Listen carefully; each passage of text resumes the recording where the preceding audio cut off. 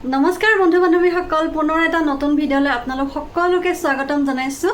প্ৰথমতে মই মুখখন চাফা কৰি লওঁ। প্ৰথমতে মই এখন ভিজা টাৱেলে মুখখন চাফা কৰি ল'লোঁ। অকণমান পতঞ্জলি এল'ভেৰা জেলো লগাইছোঁ। মুখখন চাফা কৰা হৈ গ'ল। এতিয়া মই ভিডিঅ'টোলৈ আগবাঢ়িছোঁ।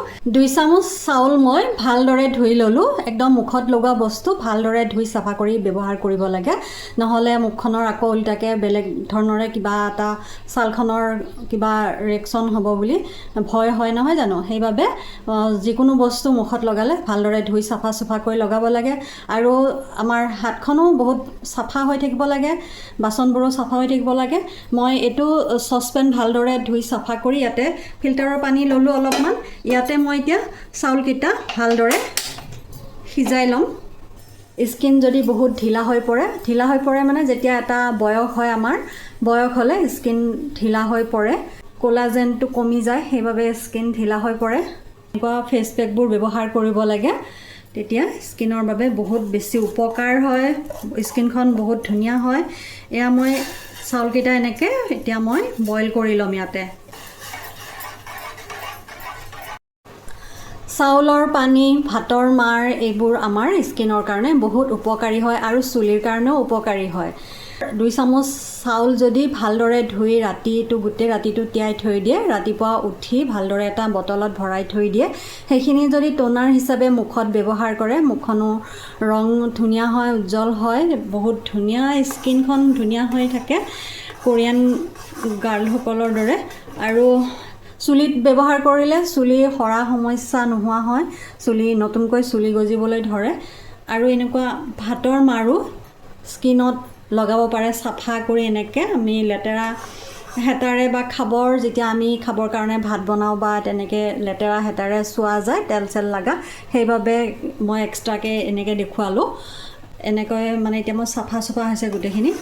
এয়া এনেকুৱা ভাতৰ মাৰো যদি মুখত ব্যৱহাৰ কৰা যায়, মুখৰ অ'পেন প'ৰ্ছৰ সমস্যা নোহোৱা হয়, স্কিনখন মিহি হৈ পৰে। দেখিছেনে, একদম বইল কৰি কোমল কৰি পেলালোঁ মই। এইখিনি ঠাণ্ডা হ'বলৈ দিম, তাৰপাছত মই মিক্সিত দি একেবাৰে ক্ৰীমৰ দৰে মিহি কৰি পেলাম। এইখিনি ঠাণ্ডাও হৈ গ'ল ধুনীয়াকৈ, দেখিছেনে। তাৰপাছতে মই এতিয়া এইখিনি মই মিক্সিটোত দিম। মিক্সিটো ধুনীয়াকৈ মই চাফা কৰি ধুই ল'লোঁ। আৰু ইয়াতে দিছোঁ মই আটা 1 চামুচ। ইয়াতে দিছোঁ মই এইটো টেঙা দৈ। পানী এক্সট্ৰাকৈ মিক্স কৰিব নালাগে, ইয়াত দিয়ে হৈ যাব। এইখিনি মই এতিয়া মিহি কৰিম।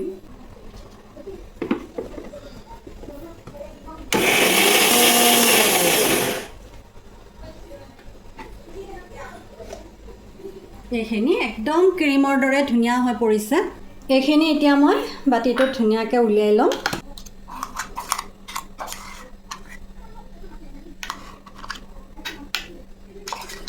এইখিনি এতিয়া মুখত কেনেকৈ লগাম সেইখিনি দেখুৱাব ওলাইছোঁ।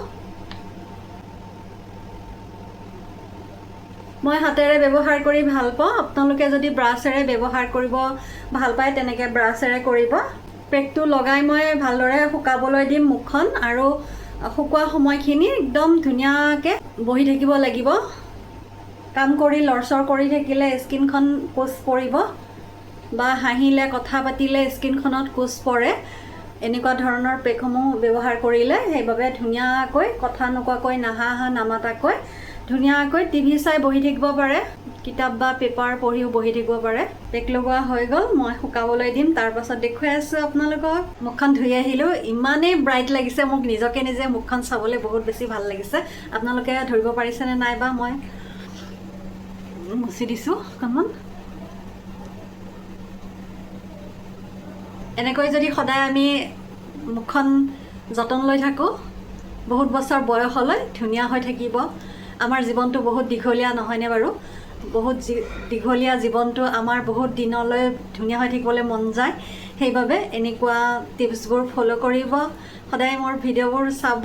এনেকুৱা ধৰণৰ মই ভিডিঅ' বনাই আপোনালোকৰ আগত আগবঢ়াই দিম, চাব আপোনালোকে। এতিয়া মই মুখখন শুকুৱাই লৈ অকণমান টোনাৰ যদি আপোনালোকে ব্যৱহাৰ কৰে, টোনাৰ ব্যৱহাৰ কৰিব, মইশ্চাৰাইজাৰ ব্যৱহাৰ কৰিব। মই এতিয়া মইশ্চাৰাইজাৰ অলপ ব্যৱহাৰ কৰি ৰাখি দিম। আৰু আজি ভিডিঅ'টো ইমানেই আছিলে। চাই ভাল পালে লাইক কমেণ্ট কৰিব আৰু ছাবস্ক্ৰাইব কৰিবলৈ একেবাৰে নাপাহৰিব। ইমান সময় চাই থকাৰ বাবে আপোনালোকক বহুত বহুত ধন্যবাদ জনাইছোঁ।